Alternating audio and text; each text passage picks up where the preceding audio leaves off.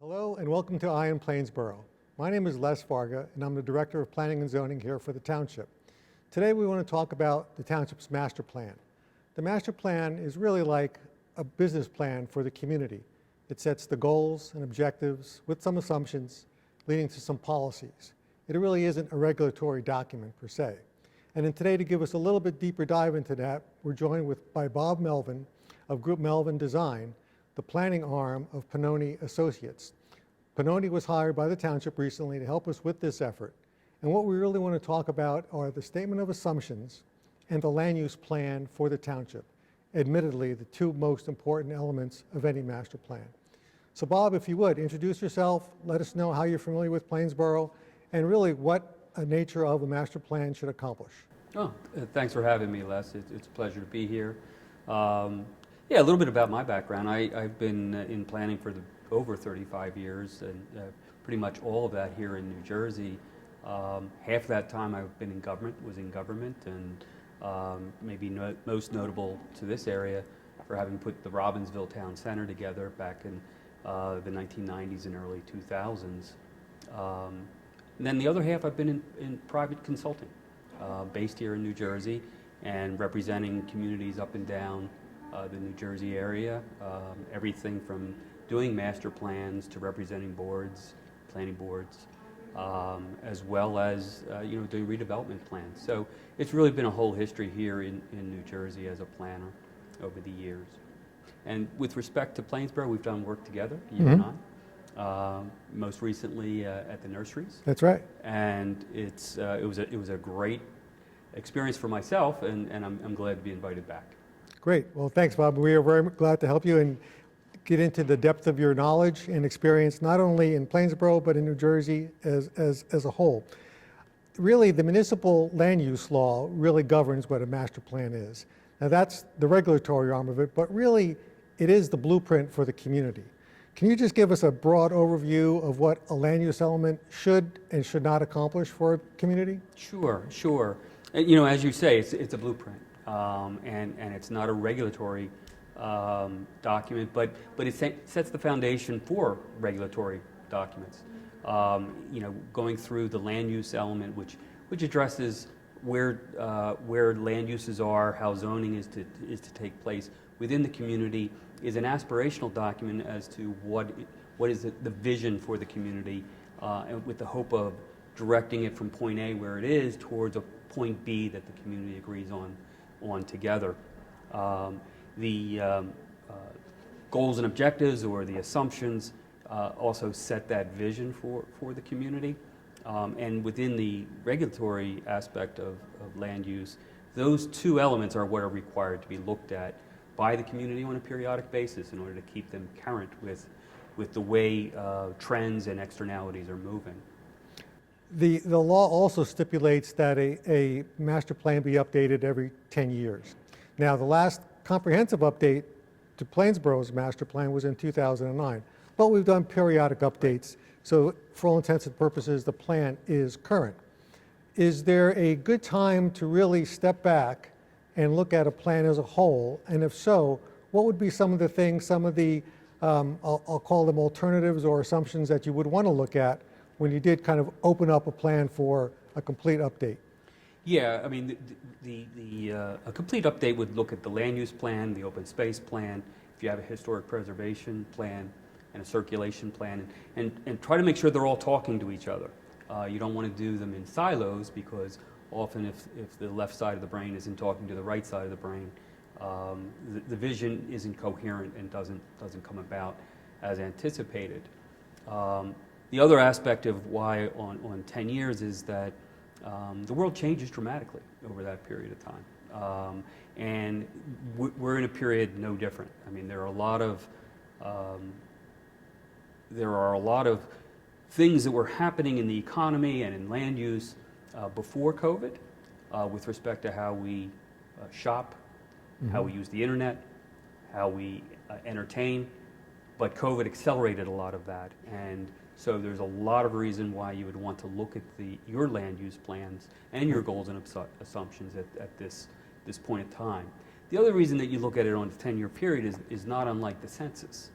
you want to catch up with how growth or non-growth has taken place over that period of time, so you can see how that impacts policy going forward. One of the things that the master plan does not do is regulate zoning. We know that's kind of a separate document, typically following on the heels of that.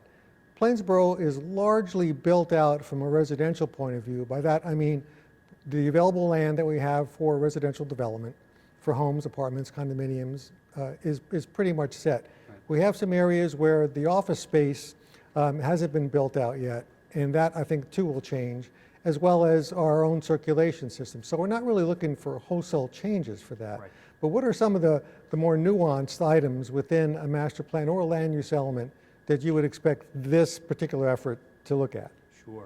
Well, first of all, I think Plainsboro ought to be applauded for the plans that they've done in the past and how they've been able to develop the community in a really balanced and sustainable way. I mean, one of the things that you're not pointing out necessarily, but it's on the tip of your tongue, I'm sure, is that a full 51% of the community is protected open space in various forms, whether that's farmland or parkland, but it is protected open space. And so that wasn't done by accident. That was done through these types of master plans and vision plans that impact and influence policymakers.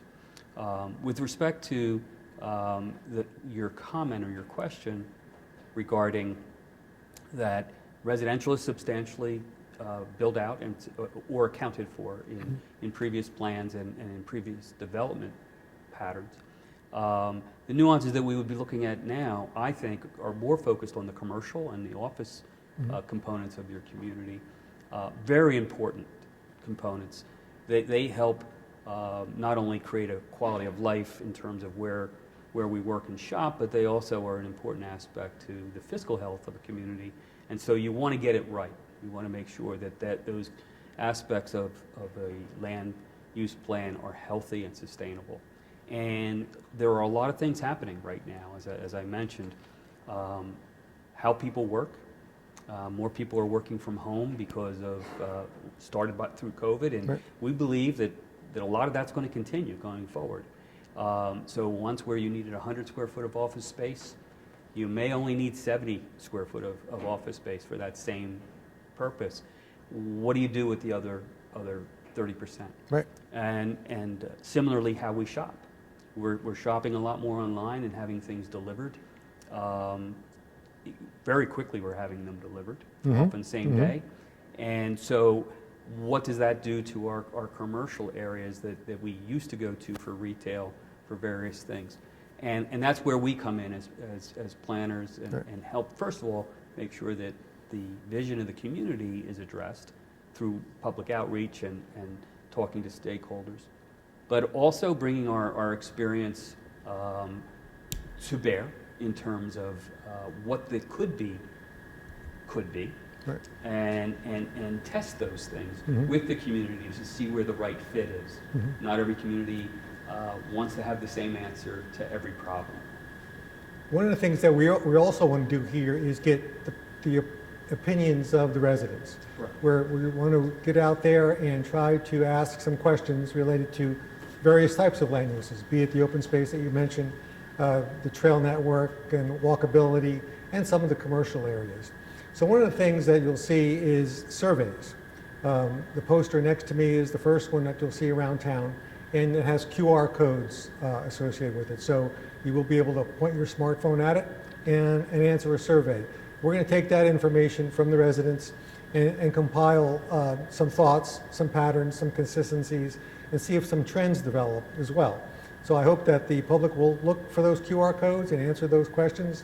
I think that's going to be an important point for us to kind of take the pulse of the community to find out what's going on. So we hope to have a very robust public outreach for this. This effort is going to take about a year. We hope to wrap it up sometime in the fall, October, and look to adopt a plan in the late fall area.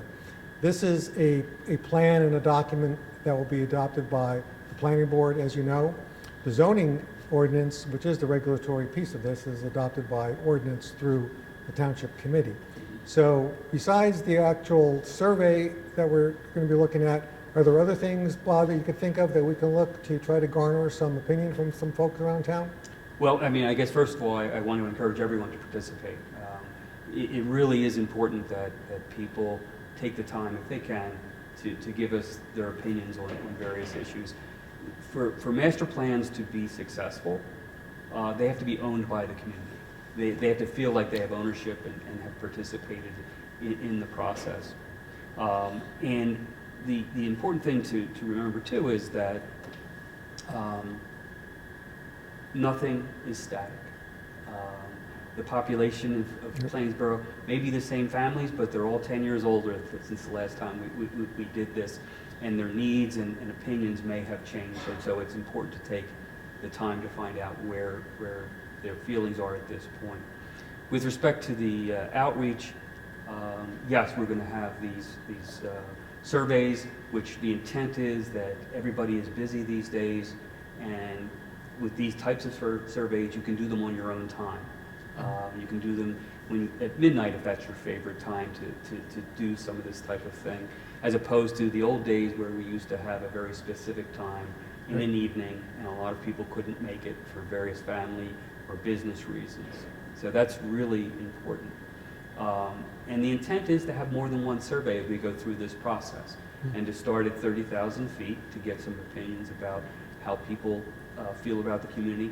And based on the first set of answers, drill down and get more answers. So if you participate in this, I want to just say, don't stop with the first survey. Look for the second survey, which will come on its heels in the near future. Also, we're going to be talking a lot with various stakeholders in terms of the commercial community, as well as people who are here in the township.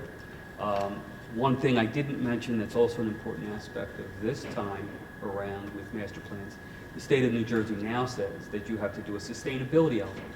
And so you have to factor in what's been happening with the climate and how that is changing the dynamics on the ground for various communities, whether that has to do with flooding, drought, wind, all of those kinds of things we have to take into account and see how they affect the planning process. So that's another thing I wanted to make sure of. In addition, this is part of the public outreach, so please stay in touch with the community website, Right.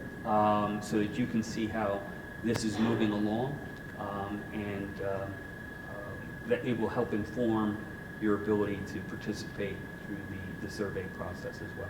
Well, thank you, Bob. From my perspective, I'm ecstatic that you're back on board here working for Plainsboro, working with us. Your knowledge and your in-depth experience, I think, is only going to help make this plan a better one. So thanks for being on board. And for right now, I will say thank you all for viewing Eye on Plainsboro, and please let us know how you feel about land use and planning in the township. Thanks so much.